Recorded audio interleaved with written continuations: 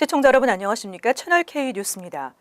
대통령 탄핵으로 치러지는 조기 대통령 선거에 대한 관심이 뜨겁습니다. 지난 10일부터 시작된 선거인 등록이 벌써 뉴욕에서만 3,000명이 넘었는데요. 뉴욕 총영사관은 주요 일정을 공개하고 신고 신청에 대한 방법을 상세히 안내했습니다. 보도에 김지수 기자입니다. 제19대 대통령 선거일이 5월 9일로 확정됨에 따라 재외국민 선거 일정도 결정되었습니다. 선거 기간은 오늘 4월 25일부터 30일까지 총 6일간이며 투표를 위한 신고 신청은 3월 30일에 마감됩니다. 뉴욕 총영사관 선거관리위원회는 오늘 향후 주요 일정을 공개하고 선거 참여를 위한 신고 신청 절차에 대해 자세히 설명했습니다. 투표에 참여하기 위해서는 반드시 신고 신청을 해야 합니다. 가장 간단한 방법은 중앙선거관리위원회 웹사이트를 이용하는 방법입니다. 컴퓨터나 스마트폰으로 웹사이트를 접속해서 간단한 인적사항과 여권번호만 입력하면 등록이 완료됩니다. 인터넷 이용이 어려운 경우 총영사관 6층에 마련된 접수창고를 이용하는 방법도 있습니다. 선관위는 앞으로 토요일에는 대형 한인마트에서 일요일에는 종교기관을 직접 방문해 신고 신청을 받을 계획입니다. 선관위는 3월 20일부터 22일까지 뉴욕, 뉴저지, 필라델피아에서 예정된 세무설명회와 순회 영사 업무 중에도 신고 신청을 할 수 있다고 밝혔습니다. 오늘 오전까지 뉴욕 총영사관에 등록한 신고 신청인 수는 국외 부재자가 2,628명, 재외선거인이 836명으로 총 3,464명입니다. 지난해 20대 총선이나 18대 대선과 비교하면 월등히 빠른 속도입니다. 뉴욕 총영사관 관할 지역 내 투표소는 3곳에 설치되며 정확한 장소는 아직 결정되지 않았습니다. 채널 K 뉴스 김지수입니다. 트럼프 정부의 반이민 정책이 큰 타격을 입게 되었습니다. 수정된 반이민 행정명령도 발효 직전 또다시 법원에 의해 제동이 걸렸습니다. 여전히 인종과 종교 차별이라는 비난을 받고 있습니다. 새 반이민 행정명령이 발효 하루를 앞둔 15일 하와이주 연방지법의 데릭 K. 왓슨 연방판사는 행정명령의 효력을 일시 중단하라고 판결했습니다. 1차 반이민 행정명령에 이어 새 행정명령마저 연방법원의 반대에 부딪히면서 트럼프 정부의 반이민 정책이 큰 타격을 입게 됐습니다. 왓슨 판사는 정지 명령이 내려지지 않을 경우 돌이킬 수 없는 손실이 발생한다는 점이 소명됐다고 설명했습니다. 이번 결정은 미 전역에 모두 해당되는 것으로 하와이 외에 워싱턴, 오리건, 메릴랜드, 뉴욕, 매사추세츠주 정부도 연방법원에 정지 명령을 요청했습니다. 법무부는 새 행정명령은 1차 행정명령과 다르며 국가 안보를 위해 테러리스트의 입국을 막으려는 것이라고 주장했습니다. 하지만 수정 행정명령도 여전히 인종과 종교 차별이라는 비난에서 벗어나지 못하고 있습니다. 한편 이번 반이민 행정명령 이행 중단 결정을 내린 하와이 연방지법의 왓슨 판사는 하와이 원주민 출신으로 2012년 오바마 정부 때 연방판사로 지명됐습니다. 하와이 원주민이 미국 연방판사가 된 것은 미 역사상 4번째로 현직에서는 왓슨 판사가 유일한 것으로 전해졌습니다. 오는 4월 3일부터 2018 회계년도 H-1B 전문직 취업비자 사전 접수가 시작됩니다. 연방이민서비스국에 따르면 올해 H-1B 쿼터는 총 8만 5천 개로 경쟁률이 더 높아질 것으로 예상되고 있습니다.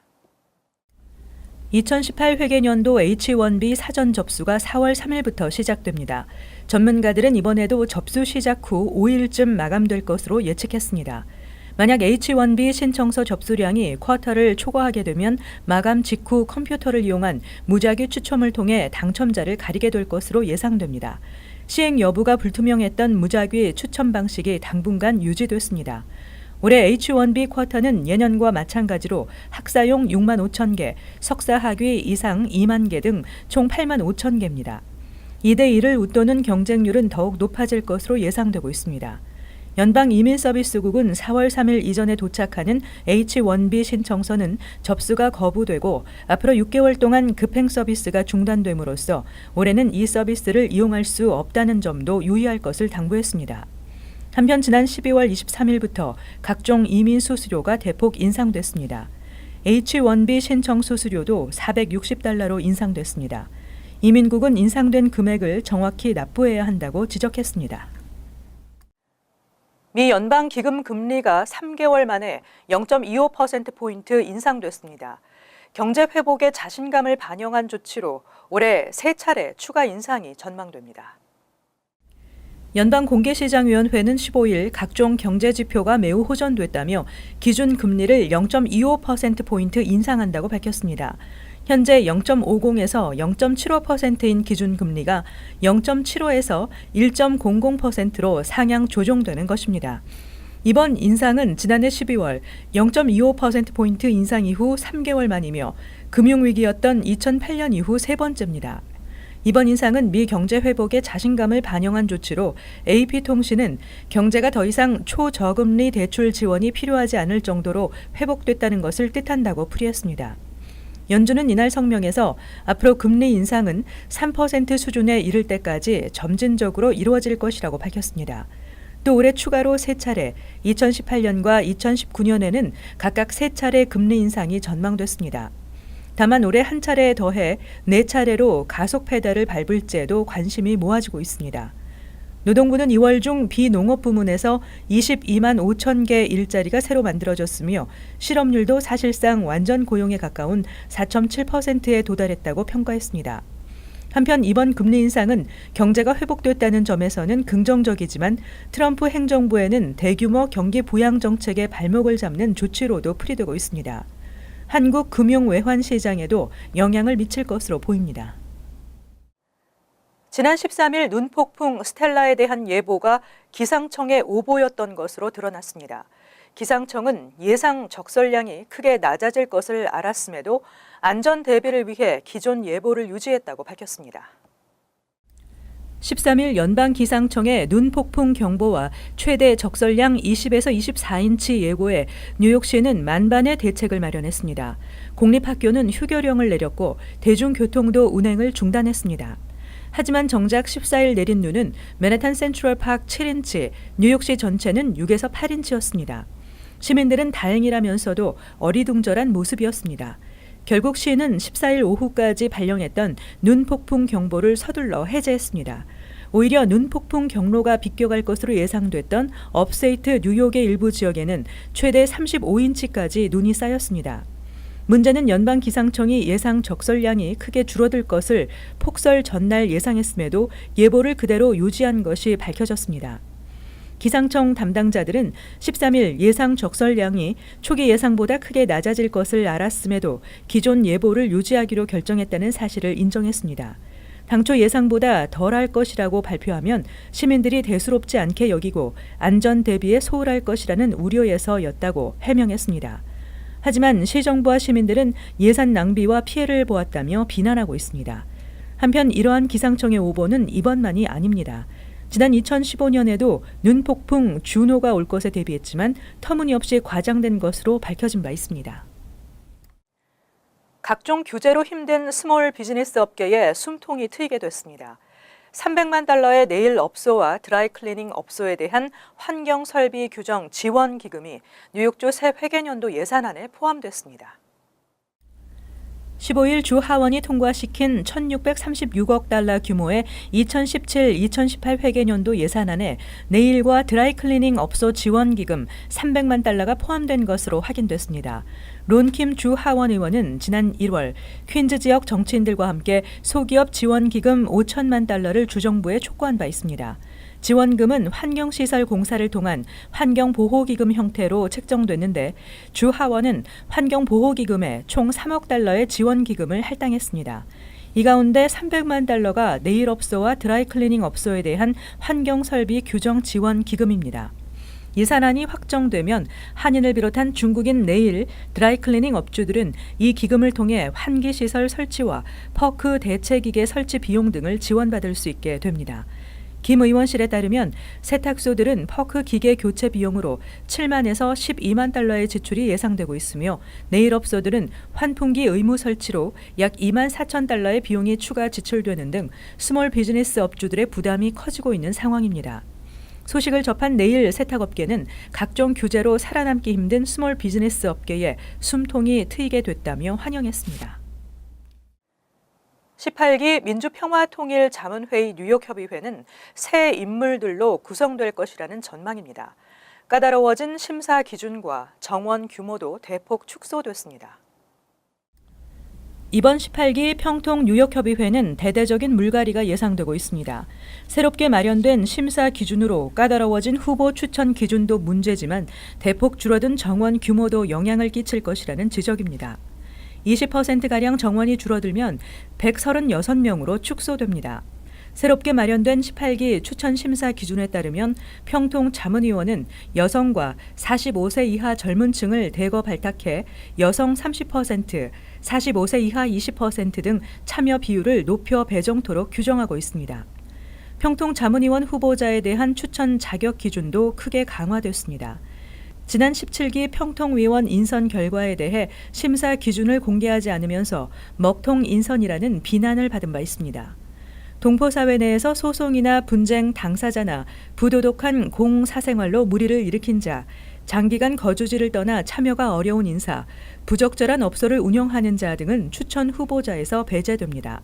현재 17기 자문위원 가운데 60% 이상 인선 과정에서 제외되고 새 인물로 채워질 것으로 예측되며 교체율도 기존보다 10에서 20% 더 높아질 전망입니다. 뉴욕 총영사관은 이달 말까지 후보를 선정해 평통 사무처에 제출하게 됩니다. 각종 정보를 빠르게 전달하는 방법으로 SNS가 떠오르고 있습니다. 뉴욕시도 SNS를 통한 민원 접수가 추진되고 있습니다. 리치 토레스 민주당 시의원은 각종 민원 신고를 SNS를 통해 신고할 수 있도록 하는 내용의 조례안을 추진하고 있습니다. 최근 페이스북이나 트위터 등 사회 관계망 서비스 사용자가 급증하면서 각종 정보를 가장 빠르게 전달할 수 있는 방법으로 SNS가 떠오르고 있지만 뉴욕시에서는 아직도 SNS를 통한 민원 신고 제도가 도입되지 않고 있습니다. 이번 조례안은 뉴욕시 모든 정부기관이 5개의 SNS 플랫폼을 갖추고 이를 통해 시민들은 민원을 접수할 수 있습니다. 또 매해 7월 시 정보기술국장은 이 SNS 플랫폼을 지정하도록 했습니다. SNS 플랫폼이란 웹사이트나 앱을 통해 이용자의 의견을 접수하고 또 이용자들이 상호 소통할 수 있도록 하는 온라인상의 장입니다. 또 이 플랫폼을 통해 일반 시민의 의견도 접수할 수 있습니다. 한편 현재 교통국은 311 안내 전화로 접수된 민원 내용을 비상 등급에 따라 처리하고 있습니다. 비상 등급이 가장 높은 민원의 경우 접수 시각으로부터 2시간 이내에 처리하게 되고 가로등 전구 고장인 경우에는 48시간 이내에 수리하게 돼 있습니다. 뉴욕시 전철역 주변의 시리바이크 이용률이 그 외 지역보다 크게 높은 것으로 나타났습니다. 시리바이크 최다 이용 지역은 그랜드 센트럴역 주변이며 시민들은 이동 시간을 줄이기 위해 이용하고 있습니다. 15일 데일리 뉴스는 그랜드 센트럴역 주변 정류장에서의 시리바이크 이용 건수는 지난해 9월 16,556건으로 나타났다고 밝히고 가장 많은 이용률이라고 전했습니다. 시리바이크를 많이 이용하는 지역은 주로 규모가 큰 전철역 주변에 집중돼 있습니다. 신문은 총 614개의 시리바이크 스테이션 중 전철역 주변에 설치된 10개 스테이션에서 시리바이크 이용의 7%를 차지한다고 보도했습니다. 전철역 주변의 시리바이크 이용률이 높은 이유는 전철역부터 목적지까지 가는 시간을 줄이기 위해 자전거를 이용하는 경향이 높기 때문인 것으로 나타났습니다. 세라 카프만 뉴욕대학교 교통센터 부소장은 시민들은 지하철을 타기엔 너무 짧고 걷기엔 긴 거리를 이동할 때 시리바이크를 이용한다며 시리바이크는 시민들의 이동 시간을 줄여줬다고 강조했습니다. 데일리 뉴스는 98%의 시리바이크 이동 시간이 45분 미만이라고 전했습니다. 한편 최근 뉴요커들의 자전거 사랑에도 불구하고 자전거 대여와 반납 등의 시간이 걸리고 타이어가 펑크나는 등의 문제점도 속출하고 있습니다. 뉴욕시는 문제점 개선과 함께 시리바이크 프로그램의 확장 계획을 알렸습니다. 이어서 LA 지역 한인사회 소식입니다. 최근 LA 다운타운에서 범죄율이 증가하고 있는 것으로 나타나 주민들의 각별한 주의가 요구되고 있습니다. LAPD는 LA 다운타운에서 강도 등 강력범죄를 당하는 피해자들의 신고가 빈발하고 있다면서 지난해에 비해 노상강도 발생 건수가 5.6% 증가했다고 밝혔습니다. 이어 LAPD는 주민들이 범죄로부터 피해를 당하지 않도록 밤거리를 혼자 돌아다닌 것을 피하고 주의를 분산시킬 수 있는 스마트폰 사용 등을 자제해야 한다고 조언했습니다. 한편 지난주 LA 한인타운에서는 LA로 여행을 온 한 20대 남성이 귀가 중이던 20대 여성을 특별한 이유 없이 머리와 손, 가슴 등을 망치로 10여 차례 때려 경찰에 체포됐으며 피해 여성은 현재 병원에서 치료를 받고 있는 것으로 전해졌습니다. 생후 4개월 된 자신의 딸을 가위로 살해하려던 비정한 엄마가 경찰에 체포됐습니다. LAPD는 어제 오후 3시쯤 2100 블락 파크그로브 애비뉴에서 아내가 자신의 4개월 된 딸을 가위로 찔렀다는 남편의 신고를 받고 출동했으며 현장에서 여아의 엄마인 올해 39살의 메리 멘데즈를 살인 미수 혐의로 체포했다고 밝혔습니다.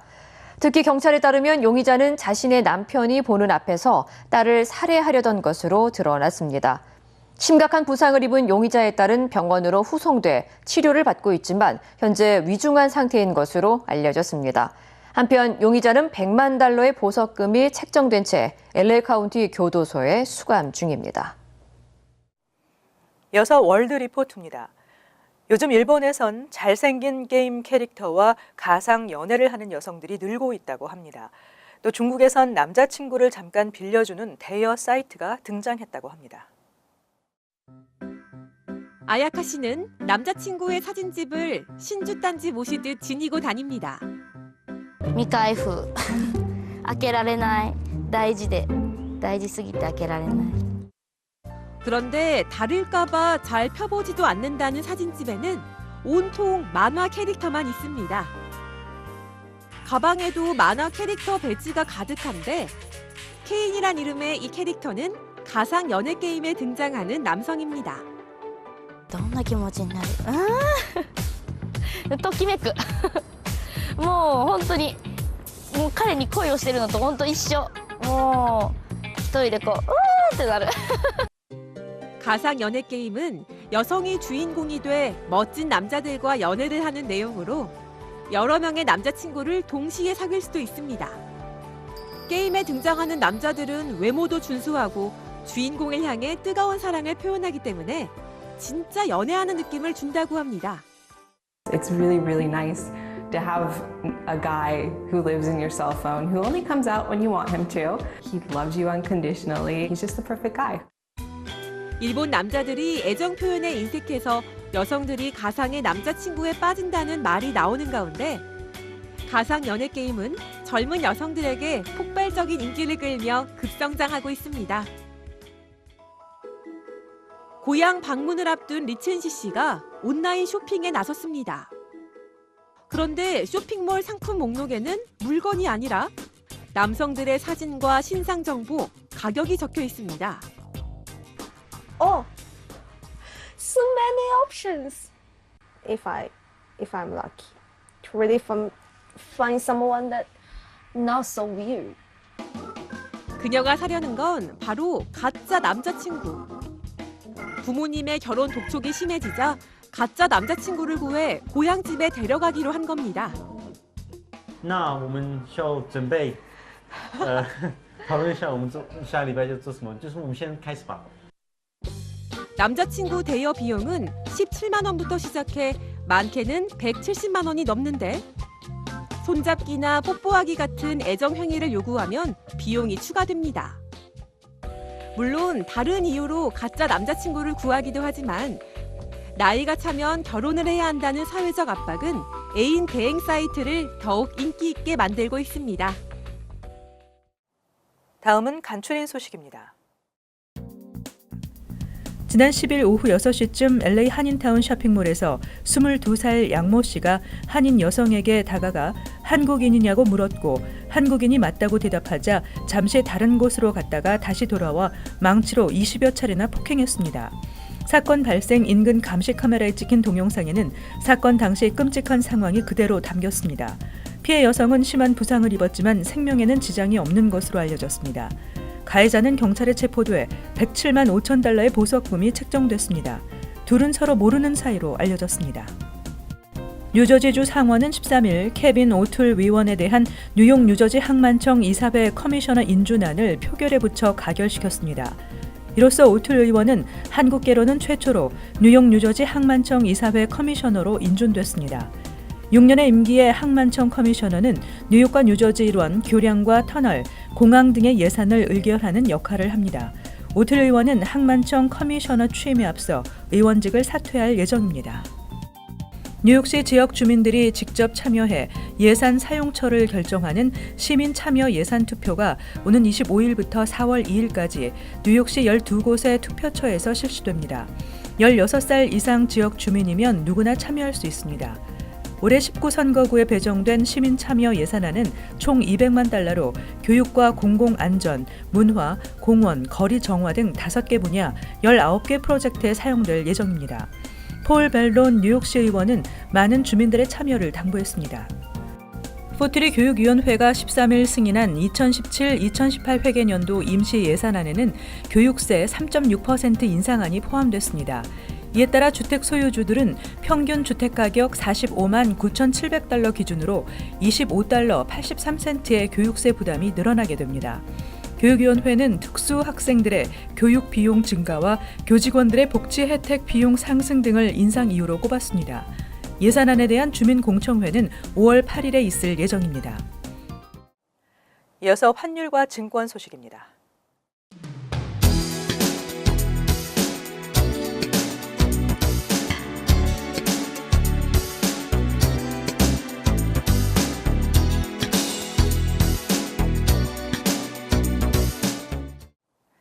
끝으로 날씨 전해드립니다. 꽃샘 추위가 이어지고 있습니다. 금요일은 대체로 맑은 날씨에 낮 최고 기온 40도, 섭씨 4도, 밤 최저 기온은 29도, 섭씨 영하 2도 예상됩니다. 토요일은 흐리겠고 오후엔 또 눈 소식이 있습니다. 기온에 따라서 비가 내릴 수도 있겠습니다. 일요일은 오전 중 약간의 눈이나 비 소식이 있지만 곧 그치겠습니다. 월요일 잠깐 길겠지만 다시 흐려지겠습니다. 항상 여러분과 함께하는 채널 K 뉴스 여기서 마칩니다. 시청해주신 여러분 고맙습니다.